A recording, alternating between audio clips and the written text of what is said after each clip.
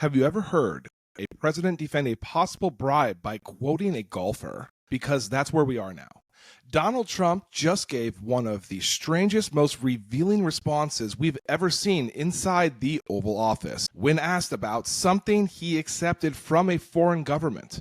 But before we get to that moment and why it might be one of the clearest examples of corruption yet, we need to talk about another move he just made that's flying under the radar. Today, Trump signed an executive order to lower drug prices. That headline might sound like good news, especially for seniors and low-income Americans.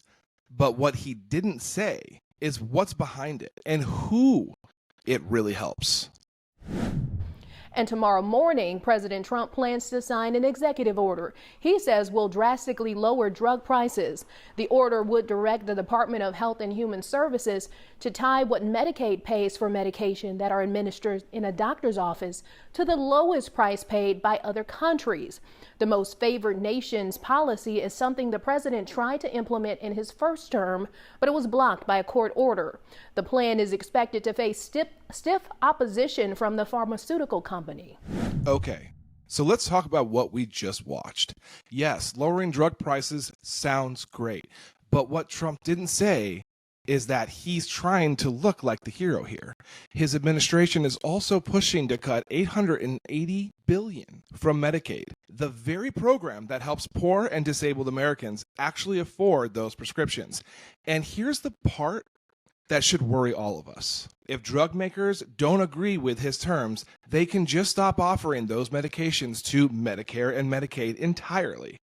That's not theory. That's how this works. So while Trump's out here saying he's saving the country trillions, the real outcome could be fewer treatments, more restricted access, and worse care for the people who need it most. This isn't about standing up to big pharma. It's about playing politics with people's lives. But even that doesn't come close to the real story tonight. Because while Trump was pushing this drug policy as a distraction, he was also asked to explain something else, something big, expensive, and handed to him by a foreign ally.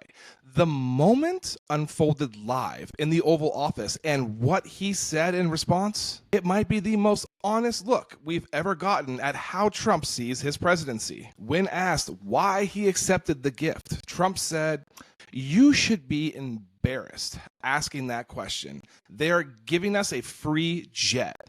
I could say no, but I say thank you very much." Then he launched into a story about an old golfer named Sam Snead. Here, watch this video. Respectfully, sir. It's going to be very interesting. Mr. President, what do you say to people who view that luxury jet as a personal gift to you? Why not leave it behind? You're ABC fake news, right? Why not? Only ABC. Well, a few of you would. Let me tell you, you should be embarrassed asking that question. They're giving us a free jet. I could say, no, don't give us. I want to pay you $1 billion or 400 million or whatever it is. Or I could say, thank you very much. You know, there was an old golfer named Sam Snead. Did you ever hear of him? He won 82 tournaments. He was a great golfer. And he had a motto: when they give you a putt, you say, thank you very much. You pick up your ball and you walk to the next hole. A lot of people are stupid. They say, no, I insist on putting it. Then they putt it and they miss it. And their partner gets angry at them. You know what? Remember that, Sam Snead. When they give you a putt, you pick it up and you walk to the next hole and you say, thank you very much.